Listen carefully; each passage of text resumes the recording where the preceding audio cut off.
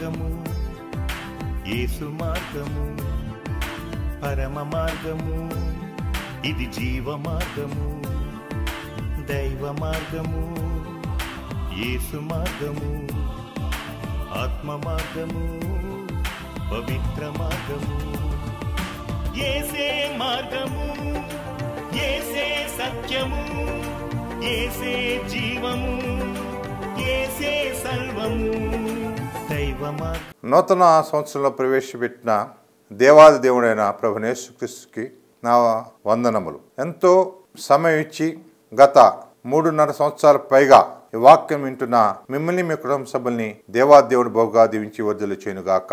మీరందరూ కూడా మీ ఇంట్లో మీ ఆఫీసులో మీ పనులు చేసుకుంటూ దేవుని వాక్యాన్ని విని బలపడాలని చెప్పి వరల్డ్ వైడ్ రేడియోని మేము స్థాపించాం. దాని పేరు దైవ మార్గం రేడియో. దీన్ని ఎలా ఉపయోగించుకోవాలంటే క్యాలిక్యులేటర్ అనే ఫీచర్ మన సెల్లో ఉంది. ప్లే స్టోర్ అనే ఫీచర్ కూడా మన సెల్లో ఉంటుంది. మీ అందరూ మీ ఫీచర్స్ చూసినప్పుడు ప్లే స్టోర్ అని ఉంటుంది. ఆ ప్లే స్టోర్ దగ్గర మీరు ఇలా నొక్కండి. నొక్కినప్పుడు మెసేజ్ ఎట్లా టైప్ చేస్తామో దైవ మార్గం రేడియో DAIVAMARGAM రేడియో RADIO అని మీరు టైప్ చేయండి. క్యాపిటల్ D పెట్టండి. దైవ మార్గంలో ఒక 2 నిమిషాలు వెయిట్ చేసిన తర్వాత ప్లే అనేది మీకు కనపడుతుంది. ఆ ప్లే దగ్గర మీరు టచ్ చేయండి. మీరు దైవ మార్గం రేడియో యొక్క ప్రోగ్రామ్స్ని నిరంతరంగా వినవచ్చు. దాంట్లో ఒక అరగంట సేపు పాటలు, అరగంట సేపు అద్భుతమైన సాక్ష్యాలు, మరొకసారి అరగంట సేపు పాటలు, అరగంట సేపు దైవజనులు చెప్పే వాక్యాన్ని మీరు వినొచ్చు. ఆ విధంగా విని మీరు దీవెన పొందాలని మేము కోరుతున్నాం. వాక్యంలోనికి వెళ్ళక ముందు కొంచెం ప్రార్థన చేసుకుందాం. Let us look to the Lord in prayer. Wonderful Heavenly Father, thank you, Jesus. Lord, I pray, oh Father God, that you speak to me and speak to us. నాతో మాట్లాడిన ప్రభువా, నీ వాక్యం ప్రభువా మమ్మల్ని చక్కపరిచి మమ్మల్ని కట్టేటట్లు తండ్రి ప్రభువా, మమ్మల్ని లేవనెత్తేటట్లు ప్రభువా మీరు ఆశీర్వదించి మాతో మాట్లాడమని ప్రార్థిస్తున్నాం తండ్రి. Yes, Lord, bind us and make us and mold us this moment, oh Father God. We thank you, Jesus. Speak to me and speak to us. In Jesus' mighty name we pray. Amen. Amen. దేవుడి నామంలో మీకు అందరికీ వందనాలండి. మరి దేవుడు ఎంతో గొప్ప రీతిగా మన జీవితంలో ఎన్నో కార్యాలు చేస్తున్నారు. దానికి మీకు అందరికీ మీలో కూడా ఎంతోమంది సాక్ష్యాలు పంచుకోవడానికి మరి ఈ షోలో కూడా వచ్చి ఉన్నారు. మరి దేవుడి వాక్యం మనకి ఎన్నోసార్లు మనల్ని బలపరుస్తుంది, ఎన్నోసార్లు మనల్ని లేవనెత్తుతుంది, కొన్నిసార్లు మనల్ని చక్కపరుస్తుంది. అయితే ఈ వాక్యం మనం వింటూనే ఉన్నాము. ఎంతోమంది ప్రవక్తలు వస్తూనే ఉన్నారు, ఎంతోమంది అయ్యగారులు మనతో మాట్లాడుతూనే ఉన్నారు. కానీ మనం వాక్యం వింటాము, ఇంటికి వెళ్ళిపోతాం. కానీ అన్నిటికన్నా ఉన్నతమైనది ఏంటంటే దేవుడు రాకడ కోసం మనం సిద్ధపడి ఉండడం. చాలాసార్లు మనము ఈ యొక్క అంశాన్ని మనం మర్చిపోతూ ఉంటాం. అందరము ఒక దగ్గర నుంచి ఇంకో దగ్గరికి, ఒక ప్రాంతం నుంచి ఇంకో ప్రాంతానికి వెళుతూ మనం దేవుడి యొక్క అద్భుతాలు క్రియలు చూడడానికి, లేకపోతే మనమే ఆ అద్భుత క్రియలు మనము ఆ మూమెంట్లో మనకు కూడా కావాలి అనే ఒక ఆశతో మనం ఇటు అటు వెళ్తుంటాము. అయితే చాలాసార్లు మనం ఏం మర్చిపోతామంటే అద్భుత కార్యాలు కాదు కానీ దేవుడి యొక్క రాకడ కోసం మనం సిద్ధపడాలని. ఎందుకంటే మనం ఎన్నిసార్లు సంఘానికి వచ్చినా, ఎంత మన డబ్బు ఇచ్చినా, ఎంత మన సమయం ఇచ్చినా, దేవుడి యొక్క రాకడ వచ్చినప్పుడు మనం లేవనెత్తే గుంపులో లేకపోతే ఇదంతా వ్యర్థమే. మనము లీడర్లు అవ్వచ్చు, లేకపోతే సంఘంలో పెద్దలు అవ్వచ్చు, లేకపోతే అయ్యగారులు అవ్వచ్చు, ఏదన్నా అవ్వచ్చు. కానీ వాక్యం కఠినంగా ఏమంటుందంటే, ఇదిగో ప్రభువా, ఇదిగో తండ్రి, నీ నామంలో మేము స్వస్థపరిచాము, మేము లేవనెత్తాము ఎంతోమంది చనిపోయిన వాళ్ళు లేవనెత్తాము, ఎంతో బలమైన కార్యాలు మేము చేశామంటే దేవుడు ఏమన్నాడు తెలుసా? అయ్యా నువ్వు ఎవరో నాకు తెలియదు అన్నాడు. ఎందుకన్నాడు? ఎందుకంటే దేవుడు యొక్క రాకడ కోసం వాళ్ళు సిద్ధంగా లేనందుకు. మనం అన్నీ చేస్తామండి. ప్రార్థన చేస్తాం, తినకముందు ప్రార్థన చేస్తాము, పరీక్ష రాకముందు ప్రార్థన చేస్తాము, పెళ్ళి అవ్వకముందు ప్రార్థన చేస్తాము. అసలు ఎప్పుడు పడితే అప్పుడు ప్రార్థన చేస్తూనే ఉంటాము. కరెక్టే, తప్పనట్లేదు నేను. కానీ ఎంతమంది మనం సిద్ధంగా ఉన్నాము? ఈరోజు ఈ క్షణమే దేవుడి యొక్క రాకడ వస్తే మనం సిద్ధంగా ఉన్నామా? మనము ప్రభువా ఇదిగో నేను ఇక్కడ ఉన్నాను తండ్రి, నన్ను లేవనెత్తు ప్రభువా అని మనము బోల్డ్గా చెప్పగలమా? ఈ మాట మనం అనగలమా? అది మనం ప్రశ్నించుకోవాలి ఈరోజు. ఎందుకంటే మనం క్రైస్తవులుగా మనం ఎంతో మూర్ఖత్వంలో మనము బిహేవ్ చేస్తున్నాం. మనం మర్చిపోతున్నాము. మనం దేవుడు ఏమన్నాడో మర్చి, ఇదిగో నేను త్వరలో వస్తున్నాను అని సంఘానికి దేవుడు ప్రేమతో చెప్పాడు. అది మర్చిపోయి మనము మన ఇష్టానుసారంగా జీవిస్తున్నాము. కేవలం 4 అంశాలు చెప్తానండి. 4 అంశాలు మీరు వినండి. ఈ 4 అంశాలు మీ జీవితంలో మీరు చేస్తున్నారా ప్రశ్నించుకోండి. మీరు చేస్తున్నారంటే దేవుడికి స్తోత్రం, చేయకపోతే కూడా దేవుడికి స్తోత్రం. ఇప్పటి నుంచి ప్రారంభించండి. ఒకవేళ మీరు చేస్తే దేవుడు రాకడ కోసం మీరు సిద్ధమై ఉంటారు. మొట్టమొదట మీరు దేవుడు రాకడ కోసం సిద్ధంగా ఉన్నారు అని మొట్టమొదటి సూచన ఏంటంటే, 1 యోహాను 1వ అధ్యాయము 8-9 వచనంలో ఒక అద్భుతంగా దేవుడు ఏం మాట్లాడతాడంటే, ఒకవేళ మనము మన పాపములు కానీ మనం ఒప్పుకోకపోతే మనం దేవుడిని ఏమంటామంటే తెలుసా అండి, ఒకవేళ మన పాపాలు ఒప్పుకోకపోతే దేవుడిని అబద్ధికుడిగా మనము తీర్చిదిద్దుతామంటాం. 1 యోహాను 1వ అధ్యాయము 8-9, మనము పాపము లేని వారమై చెప్పుకొని ఎడల మనమే మోసపరుచుకొందుము, మరియు మనలో సత్యం ఉండదు. ఒకవేళ నేను పాపిని కాదు ప్రభువా అని ఒకవేళ మనం అంటే, మొట్టమొదటి అంశం ఏంటంటే, ఒకవేళ నువ్వు దేవుడి కోసం సిద్ధపడుతున్నావు, దేవుడు రాకడ కోసం సిద్ధపడుతున్నావు అంటే ప్రతిరోజు మన పాపములు ఒప్పుకోవాలి. మనము ఆదివారం నుంచి ఎప్పుడైతే సంఘాన్ని వదిలి బయటికి వచ్చినప్పటి నుంచి మళ్ళీ సంఘంలోకి వచ్చేంత వరకు కాదండి, ప్రతిరోజు మనం పాపములు ఒప్పుకోవాలి. వాక్యం దాని తర్వాత వచనంలో ఏమంటుందంటే, ఒకవేళ మనం పాపము ఒప్పుకొని ఎడల దేవుడు సమస్త దుర్నీతి నుండి మనల్ని స్వస్థపరుస్తాడంట. సమస్త దుర్నీతి, మనలో ఉన్న ప్రతి ఒక్క పాపము నుండి దేవుడు కడిగేస్తాడంట. ఒకవేళ లేదు ప్రభువా నేను పాపం చేయట్లేదు, ఇదిగో నేను ఇంత ఇస్తున్నాను తండ్రి, ఇదిగో నేను 150 సంవత్సరాల నుంచి నా కుటుంబం క్రైస్తవులు ప్రభువా, ఇదిగో నువ్వంటే నాకు ఎంతో ఇష్టము, ఓ క్రైస్తవ పేరు పెట్టుకొని తిరుగుతున్నాను తండ్రి అంటే కాదండి. ప్రాముఖ్యంగా మీరు పాపములు ఒప్పుకుంటున్నారా దేవుడి యొక్క సన్నిధిలో, అది గమనించుకుందాం. పాపములు అంటే ఇదిగో ప్రభువా అబద్ధం చెప్పాను అది చెప్పానని కాదు. పాపం అంటే నీ మనసులో ఏదైతే నువ్వు ఆలోచించావో, నీ మనసులో ఎవ్వరికి తెలీదు, నీకు దేవుడి మధ్యలో ఉన్న మాట నువ్వు ఒప్పుకుంటున్నావా, ప్రభువా ఇదిగో నా ఆలోచన ఇది అంటుంది తండ్రి క్షమించు ప్రభువా అని ఒప్పుకున్నామా? ప్రతిరోజు మన పాపములు ఒప్పుకోవాలి. చాలాసార్లు మనము దీన్ని ప్రత్యేకంగా ఇప్పుడు లెంట్ సీజన్ వస్తుందండి, అప్పుడు ఒప్పుకోవడానికి మనం అందరం సిద్ధంగా ఉంటాం. అందరం ఒప్పుకుంటాం, ఉపవాస ప్రార్థనలు అటెండ్ అవుతాము, ఒప్పుకుంటాము. అది అయిపోయిన తర్వాత మర్చిపోతాము. కొంతమంది 40 రోజులు మాంసం తినరు, ఇచ్చేయరు అది చేయరు, ప్రభువా నీకోసమే తెల్ల బట్టలు వేసుకుంటారు, వస్త్రాలు వేసుకుంటారు, వచ్చేస్తారు సంఘాలకి, ప్రతిరోజు మీటింగ్ అటెండ్ అవుతారు. అది కాదండి, ప్రతిరోజు మీరు పాపములు ఒప్పుకుంటున్నారా, అది దేవుడికి అవసరం. ఎందుకంటే ఒప్పుకున్నప్పుడే దేవుడు మిమ్మల్ని కడగడానికి సిద్ధంగా ఉంటాడు, లేకపోతే ఇంకెప్పుడు అవ్వదు అది. రెండవ సూచన, మీరు దేవుడి యొక్క రాకడకు సిద్ధంగా ఉన్నారు. రెండవ సూచన, లూకా సువార్త 9వ అధ్యాయము 23వ వచనం నుండి 24వ వచనం వరకు మీరు చూసినట్లయితే యేసు ప్రభు శిష్యులతో ఒక మాట అన్నాడు. ఏమన్నాడు? ఎవరైనా నన్ను వెంబడించడానికి కోరితే తను తానును విమర్శించుకొని తన సిలువనెత్తి వెంబడించమన్నాడు. రెండవది ఏంటంటే, ప్రతిరోజు లోకరీతి ఆశకు మనము చనిపోవాలి. ప్రతిరోజు ఈ లోకరీతి గల ఆశలు ఏవైతే మనలో ఉన్నాయో వాటికి చనిపోవాలి. ఫిలిప్పీయులకు రాసిన పత్రిక 3వ అధ్యాయం 8వ వచనంలో చాలా అద్భుతంగా రాస్తాడు పౌలు భక్తుడు. ఏమని రాస్తాడంటే, యేసు ప్రభువు గురించి తెలిసిన నిరీక్షణ గురించి, ఆయనలో ఉన్న సత్యాన్ని గురించి సమస్తాన్ని నేను పెంటగా ఎంచుకుంటున్నాను అన్నాడు. సమస్త జ్ఞానము, లోకంలో ఉన్న సమస్త ప్రతి ఒక్క మంచిది ఏదైతే ఉందో అది పెంటగా ఎంచుకుంటున్నాను అంటున్నాడు. ఎందుకంటున్నాడు? ఎందుకంటే బాబు ఇక నేను కాదు, నాలో యేసు ప్రభు జీవిస్తున్నాడు. సమస్తము నాకు పెంటనే, యేసు ప్రభు ఒక్కడే నాకు అతి శ్రేష్టమైనది. మనము లోకరీతిగా ఆశలు, అవునండి తప్పేం లేదు, ఇల్లు ప్రభువా ఒక పెద్ద ఇల్లు కావాలి, ప్రభువా మాకు బండి కావాలి, వెళ్ళడానికి ప్రభువా మాకు కారు కావాలి, తండ్రి మాకు మంచి శాలరీ కావాలి, తినడానికి మంచి తిండి ఉండాలి, వేసుకోవడానికి మంచి వస్త్రాలు ఉండాలి, అడగడం తప్పు కాదండి.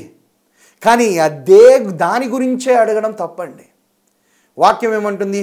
మీరు దేవుడి యొక్క రాజ్యాన్ని వెతుకుడి, సమస్తాన్ని మీకు దేవుడు అనుగ్రహిస్తానన్నాడు. కానీ మనం ఏం చేస్తున్నాం? సమస్తాన్ని కోరుకొని దేవుడి యొక్క రాజ్యాన్ని మర్చిపోతున్నాం. మర్చిపోయినప్పుడు లోకరీతి యొక్క ఆశలకు మనం లోబడుతున్నాం. వాక్యం ఏముంటుంది? ప్రతిరోజు మనము లోకరీతి ఆశలకు చనిపోవాలి. చనిపోయినప్పుడే మనము ప్రభువా ఇదిగో సిద్ధంగా ఉన్నాను యేసయ్య. చనిపోవడం అంటే శారీరకంగా చనిపోవడం కాదండి. మన ఆశలను చంపుకోవాలి. మన శరీర ఆశలను చంపుకోవాలి. ఎన్నోసార్లు మనం అనుకుంటాం, నాకేం ఆశ లేవు అయ్యగారు, మీరేం మాట్లాడుతున్నారు, నా మనసంతా అసలు ఏ కల్మషం లేని మనసు నాది, చాలా మంచివాడిని నేను ఎంతో గొప్పగా ప్రార్థన చేస్తాను, ఉపవాసం చేస్తాను, దేవుడి కోసం సమయాన్ని కేటాయిస్తాను. అది కాదండి. ఆ సమయంలో ఎవ్వరు చూడని సమయంలో మీ శరీర ఆశకు మీరు లోబడుతున్నారా? వాక్యం ఏమంటుందంటే తలంపు జాలండి మిమ్మల్ని, తలంపు జాలు, కేవలం తలంపు చాలు.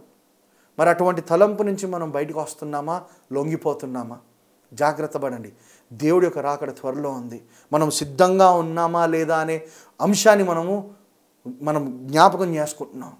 మొట్టమొదటి ఏం చెప్పానండి? ప్రతిరోజు పాపములు ఒప్పుకోవడం. రెండవది ప్రతిరోజు లోకరీతి ఆశలకు చనిపోవడం. మూడవది, ఒకవేళ మీరు గమనించినట్లయితే ఫిలిప్పీయులకు రాసిన పత్రిక 1వ అధ్యాయము 4వ వచనం, మీలో ఈ సత్క్రియను ఆరంభించిన వాడు యేసుక్రీస్తు దినము వరకు దానిని కొనసాగించుచున్నాడని రూఢిగా నమ్ముచున్నాను. ఏదైతే దేవుడు మీలో ఈ సత్క్రియ, ఈ మంచి కార్యము ప్రారంభించిన దేవుడు ఏమంటున్నాడంటే యేసు ప్రభు రాకడ వచ్చేంత వరకు దానిని కొనసాగిస్తానే ఉంటాడు.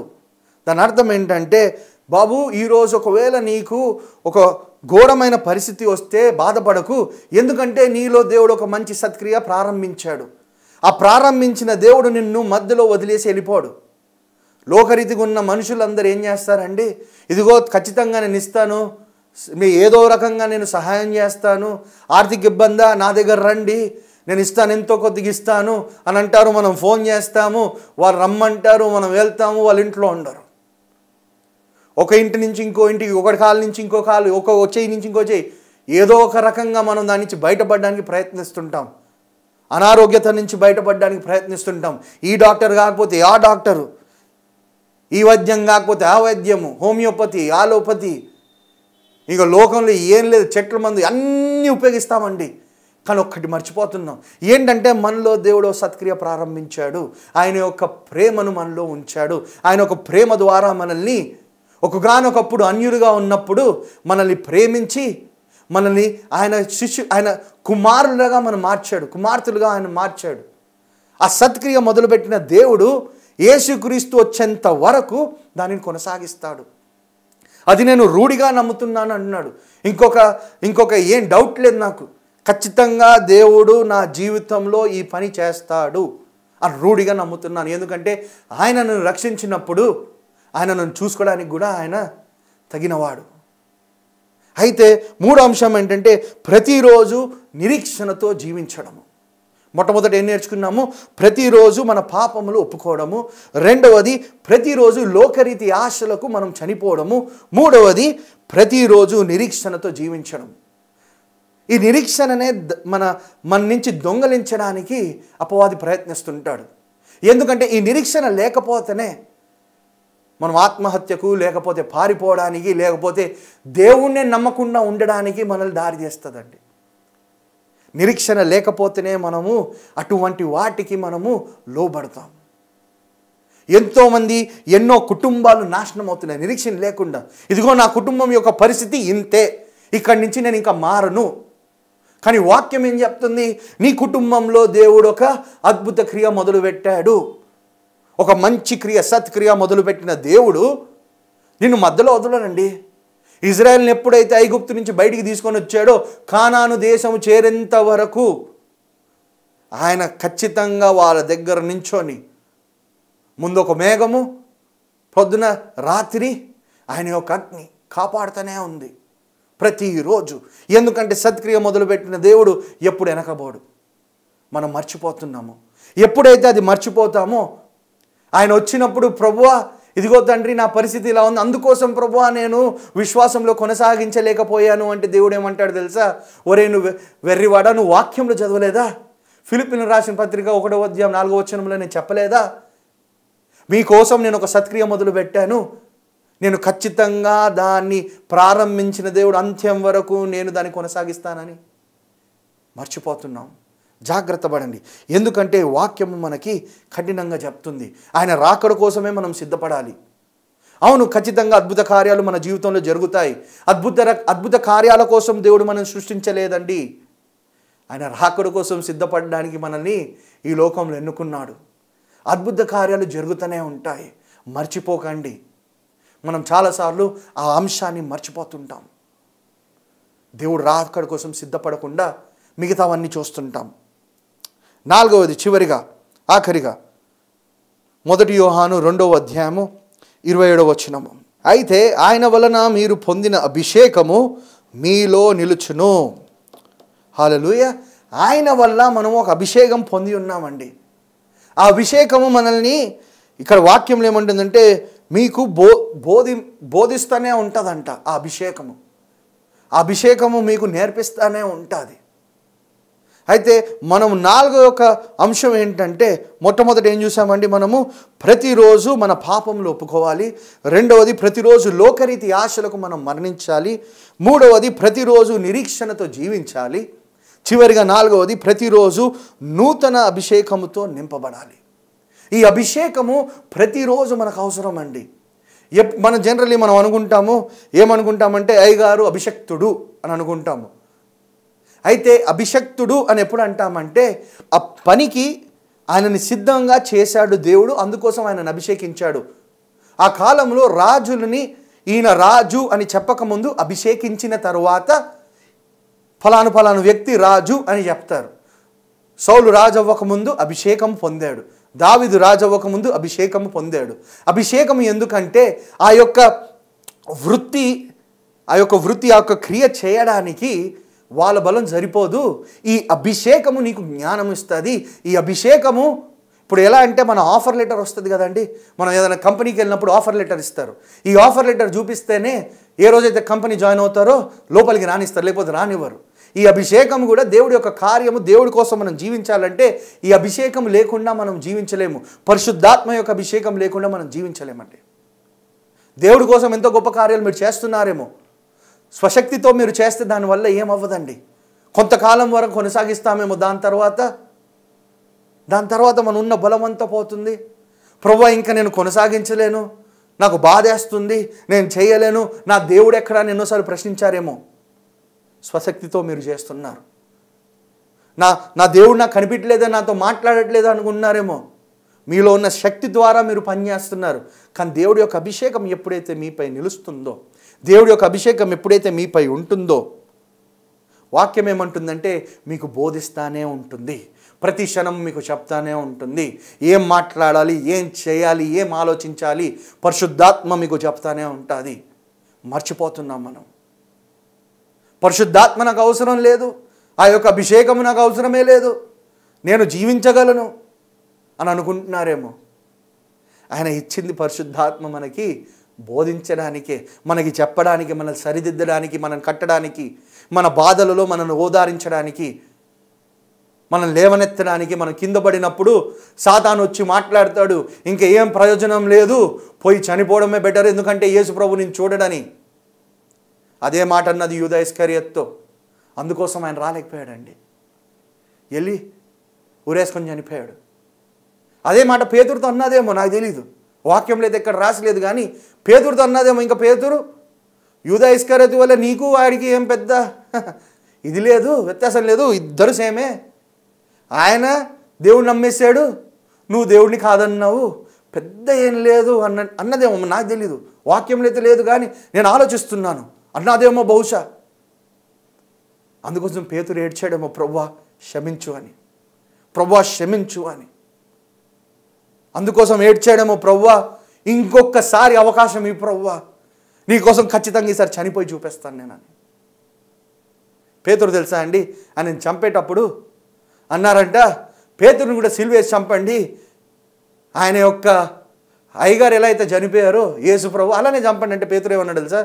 ఆయనలాగా చనిపోయే అర్హత నాకు లేదు, సిలువని తిప్పివేసేయండి, అప్పుడు చనిపోతాను నేను అన్నాడంట. అప్పుడు కూడా ఆయన భయపడలేదు. మొట్టమొదటిసారి భయపడ్డాడు. మనం కూడా చాలాసార్లు భయపడ్డామేమో. క్రీస్తు కోసం జీవించడానికి, ఆయన రాకడ కోసము సిద్ధపడడానికి భయపడ్డామేమో.